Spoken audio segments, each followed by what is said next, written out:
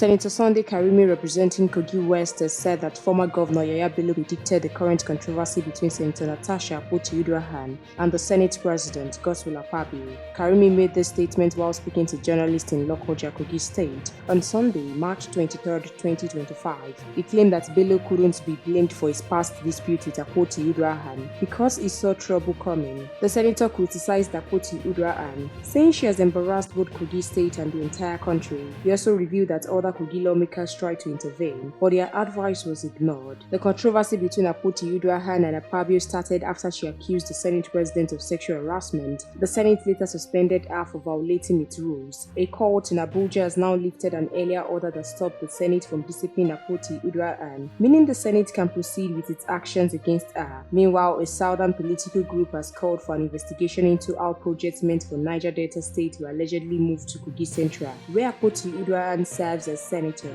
We'll continue to supply you more trending news updates as this story unfolds. Please stay tuned to NaijaNews TV.